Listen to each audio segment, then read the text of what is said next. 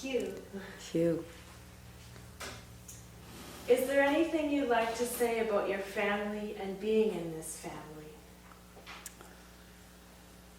Well, I'm fortunate. I love my family immensely.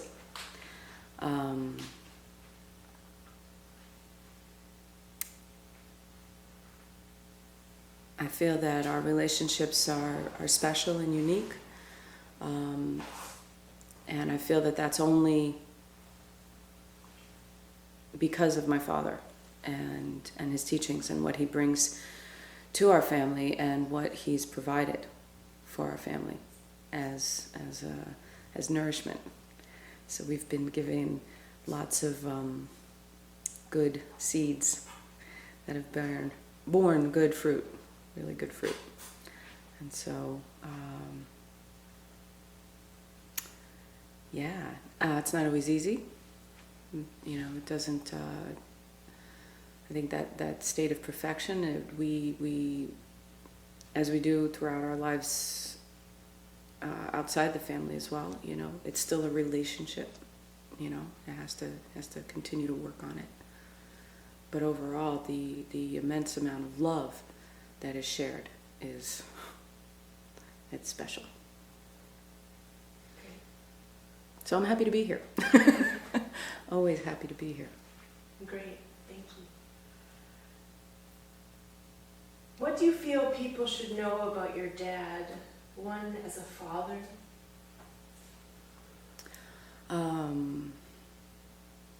As a father, I think anybody who knows him as a teacher knows him as a father. I've come to realize that they're the same thing. They're actually the same thing. The nourishment that he provides, food for thought, soul, it's the same for anyone. He'd offer that to anyone who was willing to receive it. I think as a child growing up, I may not have always recognized that because our culturing sort of pushes certain ideals and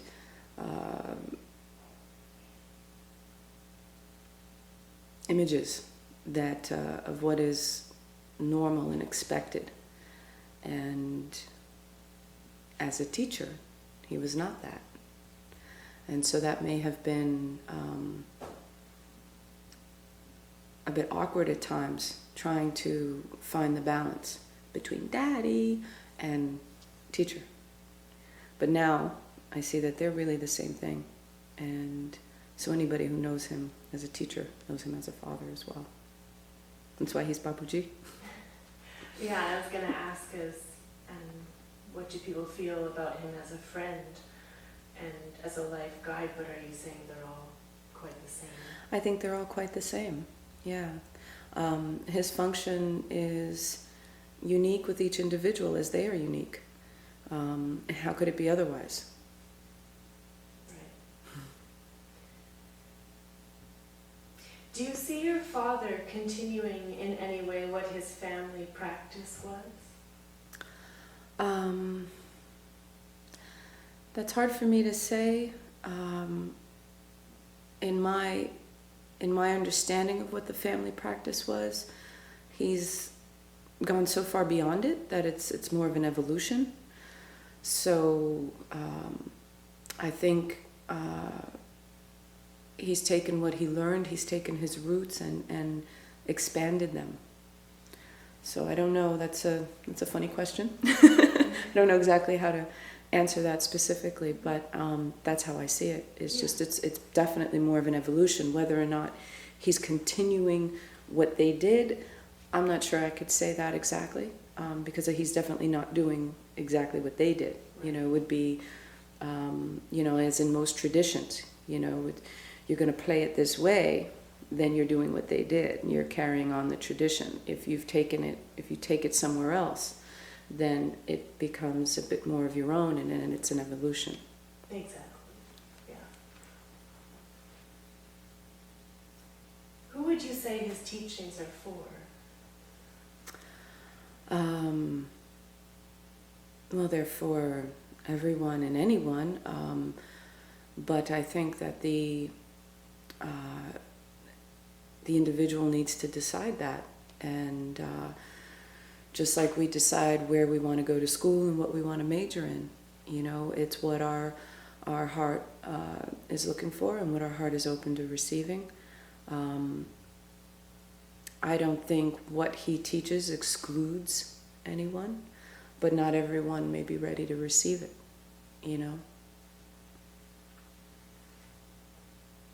And who would his music, do you think, is for?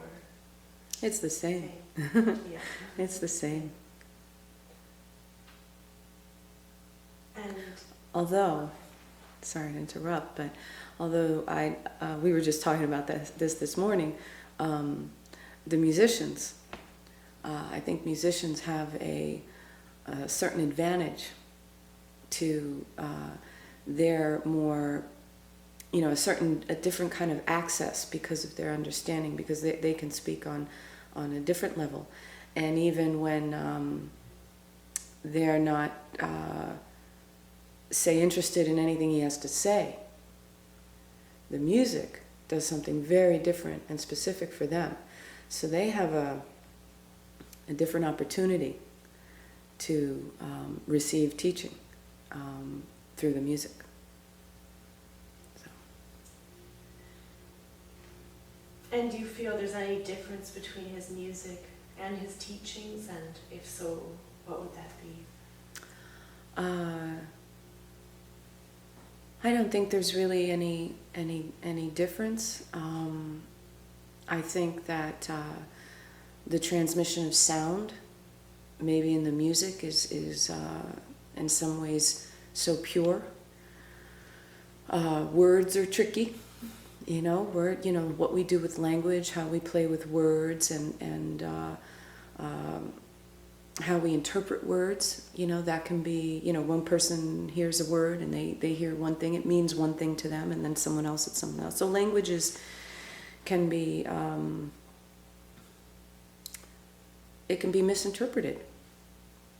What we say, whether it's a spoken word or a written word, there's more left to interpretation and difference, whereas the sound, the pure sound that comes from the music, is so pure that you can't argue with that. It is what it is, Yeah. So that would be the only difference that I would notice. Great. Is there a difference between his presence and his practice? No, absolutely not. If I had any single word to describe my father, it would be consistency. He is who he is, what he is. He is his practice. Period. End of story. Like it or not, it is what it is. So, no, not to me. And then the final question, is there any difference between his presence, his practice, his burn teachings, and his heart fire sound? To me, no. They are all just different modalities, maybe for different people. It's like someone asking a question that's relevant to them. They need, they're needing to receive something in a certain way. And so I see them just as different modalities to take people to the same place. Thank you. Is there anything else you wanted to share? No, just, yes, thank you. Thank you. I'm extraordinarily grateful for being born into this family, for having the support and the love, not just from my immediate, blood family, but from all of his beautiful students as well. So we all share, we're all family. So the family's growing, which is beautiful. Great. Thank you very much. Thank you. Thank you.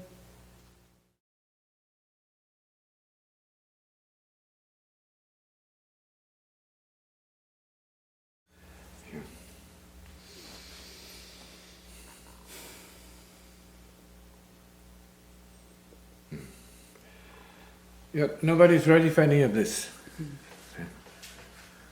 And that's the beauty of it. That's what creates a need for paying attention to, because nobody's ready for this. Nobody's ready to go deeper, particularly unless they're either thrown into it or have no I guess you might say choice, but to be in the deepness all of a sudden and at once. But in this case, we're talking about keeping the deep up on the table of life. See, in the field, or at least the proposition that there is a deep that is different from, distinct from, the usual, let's say, patterns of behavior that more or less, for better and for worse, fall into, let's say, the category of human suffering, human neuroses, see, individual karma, and all of these sort of, I guess you might say, definitions and designations about where not to be, actually. We know it so well, should we be there? And so then the difference that is being made in the lives of certain peeps who are here not merely to offer a particular kind of service to one another, service to the world, let's say, but to have the deepest possible understanding of what is going on, why things happen the way they happen, and who in fact these things are happening to. Therefore, it's important for us to consider, if there is a way to get to the deeper, would it be in the context of, or in the mode of practice as handed down by the masters from before this particular time in Earth's history? And I would have to say, yeah, not handed down by the masters alone, but being channeled through all beings throughout the universe. So this is a bigger picture of what it is for us to be alive and part of the breathing mechanism of the earth. We're breathing the life breath of the earth, and that includes being able to resonate with the rest of the universe as part of it. We don't always think in those terms. We don't think in solar systemal terms necessarily.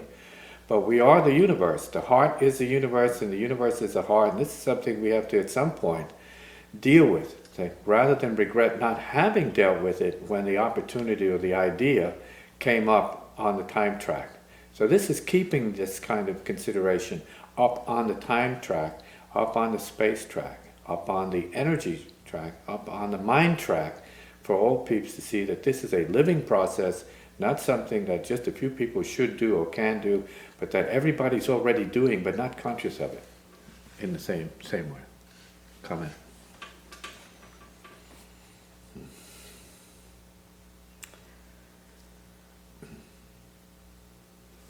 No. Okay, so all practice then, whether it's yogic practice, healing practice, it's all the same thing. It's really heart to heart. And we have to come to terms with that. What are we doing? What are we being? What's our potential? It should be in the terms of heart to heart, fulfillment, heart to heart. See?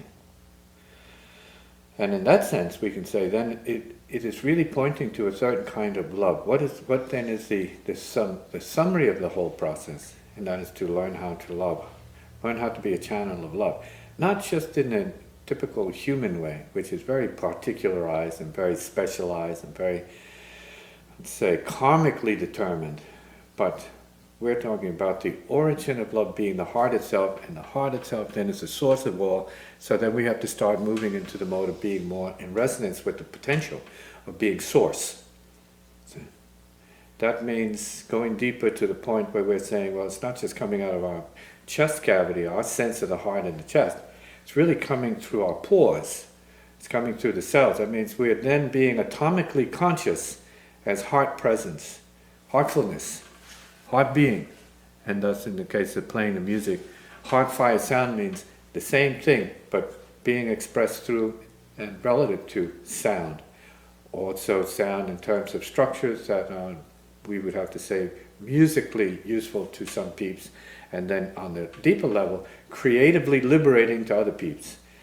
And then in terms of the teachings, we have to help people to understand that there are basic structures, basic things to do to come back to breathing, come back to sitting, come back to quietness, come back to healing and integration, and come back to completing this mission by healing practice, and then fulfilling our relationship to the world by being in proper selfless, open heart service to everybody. So that would sound like an ideal, maybe worth considering for oneself, but certainly is a practice of the peeps that I have met along the way, who are here to transform into heart beings. For those who just want to remain as self beings, no problem. There's plenty of opportunity to do that forever, to infinity. But then that's that kind of a trip, and we hope that they find the type of fulfillment we're having here, and being conscious in the participation with other beings regarding a healing process, that we're breathing to one another, singing to one another, touching to one another, see? Sensing from one another. Yeah. See? Life as healing process, life as the source of healing process, and the heart being the greatest form of what that is in the matrix concept for the peeps. The heart is the universe is the heart. So when the family can come together, even for these very short, brief moments, this should be an opportunity for the reinforcement of what is real, not just socially, let's say, present and more or less happening in terms of the activities going on, but something deeper, that here we feel we are getting in touch with our origin not as just merely a human being, but a heart being. So it all begins here, with the birthing process, with the conception, see, which is where the energies of the universe start to take their toll upon the individual and change the individual from an individual into two individuals or more individuals. It means there's a breakdown, there's a creative sort of expansion of intelligence and material form. There's an expansion of the physical plane, and thus the appropriate planes within that in terms of the harmonic structure of the physical plane. That means psychically, emotionally, mentally, all of these things are also part of the infinite expansion. So that in every being born in the same matrix of cosmic phenomena, has the potential of the source and the process of this very universe, as we call it. And that's what we need to come together to recognize, that we are as obligated to that as to each other as peeps, that we are also obligated to the universe as the ultimate peep. The divine itself, God, see, spirit, soul, intelligence, see, and how that's being created despite our attention, but it is welcoming our attention as part of its creation at the same time. Comment? No, I mean it's absolutely true. It's why I come back once a year, even when it's not easy to do so. I need to reconnect to that source, and I know that it may seem like there's all this other stuff going on, and I will try to make the most of my short time here. But it's always first to reconnect to my source. Like recharging one's batteries, so to speak. And the purpose of that is to establish some kind of empowerment where then you feel even more responsible for getting out there and helping other peeps. Mm-hmm. See, the idea of empowerment isn't for self purposes, it's for heart purposes, to give you, let's say, more power, more capacity, more drive, more, let's say, urgency to bring that same thing that you know you have, that you can resonate with, that others have no way of finding for themselves, and are more or less subject, or if not victims, of neuroses. Mm-hmm. Whereas in association with or resonance with the source, there's peace, there's clarity. See, there's openness to wisdom, there's intelligence, there is the presence of the, let's say, the creative, in this case, transformationally speaking. The potential of it is there. And that also, because of what it is in its form, is in let's say, in essence, peace. See? It's peace. It's the presence of peace. That means already complete, already perfect, already gone. See, into itself. Being unto itself. See, realizing itself as itself. And then we have a certain kind of degree of realization.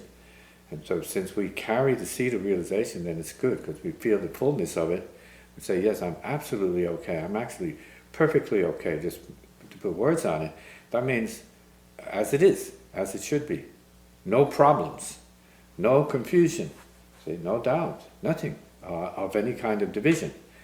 But at the same time of having this completion, you're capable of dealing with any kind of mind form or mind forms or any conditions, because this, after all, is the source of life itself. Therefore, what is built into it is the solution of understanding, the solution of, let's say, oneness, or all-at-onceness, or harmony, or the heartness of reality, which is first. It's unborn, it's eternal, it's constant, it's ongoing, and it is what we can call our hue nature in this case. So we are that, and so coming from that, it's all about giving.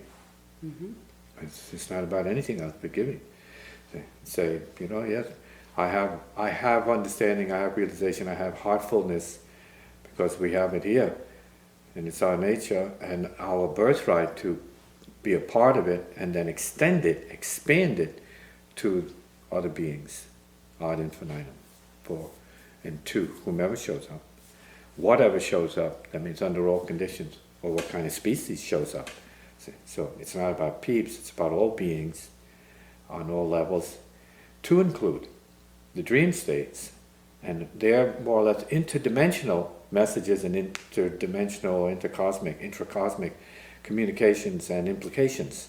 So we are all of that, even though some of us are only conscious of being personally involved in human drama. We're still the seed of the cosmos. We're still at heart source of all states of consciousness. And so it's important, as we unfold into that understanding, to be able to speak freely about it, to speak compassionately about it, that this is really also part of our inheritance as human beings, despite our problems that show up to show us what needs repairing, what needs proper viewing, what needs correcting in terms of like what our attitude is about certain things. In other words, pain and karmic obstruction show up as things to be more or less modified according to our understanding. They can also be undone, because things that are done indicate how to be undone. What is done can be undone and should be undone and will be undone inevitably. So if you can be a part of the conscious undoing of it, fantastic. If it's something which in the process of undoing clears the way for oneself or other peeps and brings healing. So this is a great opportunity at this time. It's a very critical time for the family, as Najadani is getting ready to deliver gracious, and we are all prepared and in the most positive sense, happy in our own way, anticipating. That means there's a little bit of who knows, but we're ready to deal with whatever it is that comes with it openly, with gratitude. So we're here now in a position of being together and in the spirit of gratitude and service, and it's a beautiful place to be at. I'm really happy we've come together to do this. We're a great team, and I expect us to act supremely right in the most appropriate and skillful manner. So without further ado, here we go. Love always, Hugh.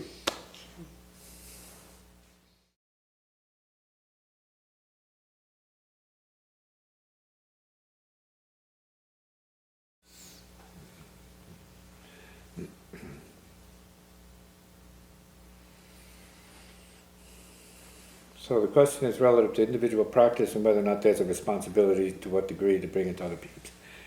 Well, the way the heart works is that we can say responsibility, but once the heart is being fulfilled or recognized as such, and we enter a state of practice where you can sense there's heartfulness, that's automatically and already going out to other peeps. And so physically taking it out to other peeps, and it's determined by karma, necessity, that's also destiny, and whether or not that is consciously being recognized as part of your integration and your healing, the individual's healing. So for some peeps, it really makes them feel much better, not egoically, but they can feel healing by being open to other peeps and bringing it to other peeps and sharing the energy, sharing the grace of space with other peeps. And sometimes that's something which will continue to expand for some peeps to the last moment, and they see that there's no limit to this particular process of bringing it to more and more peeps, not so much as a desire, but basically as a mutual desire to share in the light itself. Now, whether or not the individual has a responsibility or can bring themselves to a crisis or a threshold where they see that what's holding them back from practice is self-pollution, self-obstructing programs, and whether or not their heart is in the right place in determining for themselves that it is the need of other peeps that they practice. So they're not practicing for themselves or for their past karma or solely, but they then need to, whether or not they can see this deeply enough, they need to recognize that their practicing is really is for the purpose to heal other peeps. And once we see that our practice heals other peeps, then it's brought to a whole other level of participation and thrust. It's brought to a different thrust. So I practice for the sake of the world. I practice because I see the pattern of everything and everybody being benefited by my own peace. That means the radiation. The radiation goes through the body, to all beings, through the walls, through the society, through space, through the earth, through the solar system. It's going back to source. That's what we have to be. The heart is the universe. The universe is the heart. And then so the old saying goes, well, not my will, self-will, but let thy will, the heart's will be done. And then people can come out of their casket of, let's say, limitations and self-pity and self-suffering. Say, no, that's done, that's gone, that serves no purpose. No brains needed to realize what we're here to do is participate in the universe as universal beings. And what we want to do is then show everybody that through our recognition of the heart, we can do what we always said we can't do, and what we always said we wouldn't do. We can do that, because it's then a matter of recognizing what the heart needs.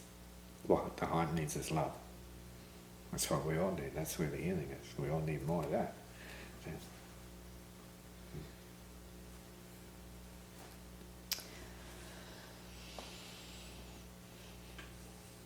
Yeah, it's again just the recharging of the batteries. You know, I find that I need to be in your presence because you are living source, and not just my biological source, but you are living source. And I'm absorbing some of that just being with you. It's resonation. Exactly. It's called being in good company and being receptive to it. Being receptive to I it. think it's more than being in good company. Well, but that's what the traditions call it, you know, the satsang in a sense. Yes. Being in good relationship, and again, we're using terminology, but we're going back to what we said earlier, the heart is the universe, and the universe is the heart. They're one and the same thing. We're using language to link two dimensions of the same thing as one. Heart, we see that as our source, because when we think about heart, sometimes we say, well, there's a little something in there that has to do with our core, our center of life.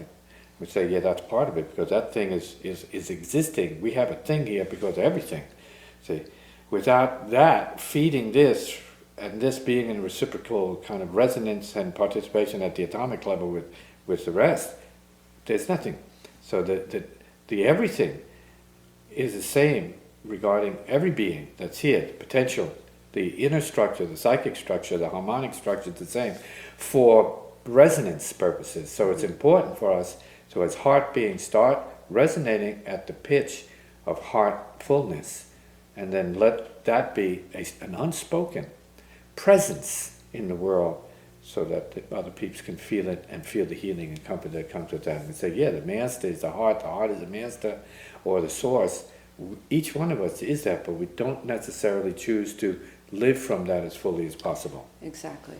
And that's what I meant, is that you chose to live from that and choose to continue to live from that continuously. It seems effortlessly. I don't know if it's effortless for you, but you are, truly living from that place consistently, and that is a gift. Yeah, and that is a gift to us, to all of us. Well, it is to be lived. And I asked about responsibility because if, as we all do, you had choices, and you chose to sustain this. Yes, to realize it. So, because for many people, whatever it is their theory. See, it's a thing to realize. And they have to after being open to it for a certain period of time and recognizing that, well, we may be living it, but not consciously. What would it be to live it consciously? Then that means seeing everything and everyone from that place and breathing that, not for a few moments, but always. See, it's loving always. So it is the practice of love always. The heart is the universe is the heart. It comes back to this mantra that has to do with realization. And it's very basic, but it is critically true and urgently so for all peeps, because every second they are away from this, it could be said, they are suffering the ignorance of separation. And it's a darkness, and a very painful one. But when you are in the resonance with this, in the glow of the know, the knowingness of it, then there's a warmth, because there's something true about it. There's this wholeness, wholesomeness, wholeness, fullness, empty fullness, clear radiance, see, silent being, see, and the sweetness of silent being as heartfulness. It's good practice.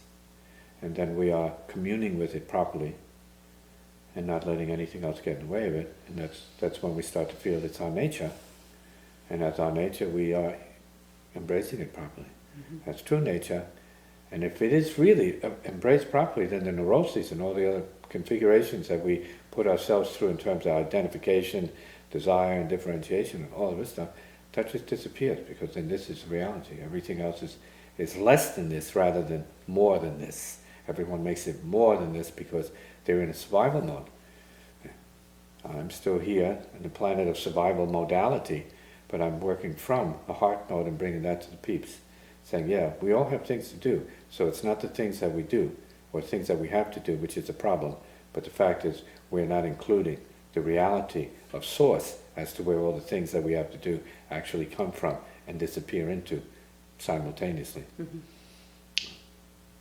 Then it's the space between the thoughts and the space between the notes that is just as important as these manifestations, where they all come from and disappear to. Mm-hmm. So in deep sleep state.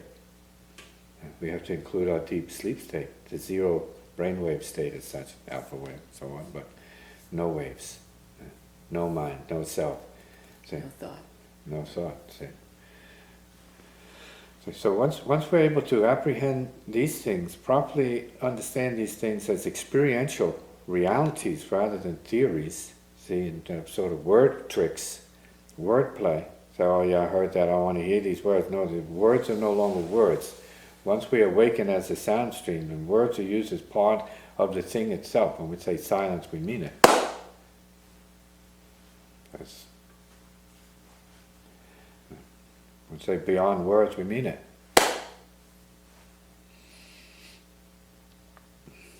If we say it is so, then we mean it. If we say it is done, same thing. And it is gone.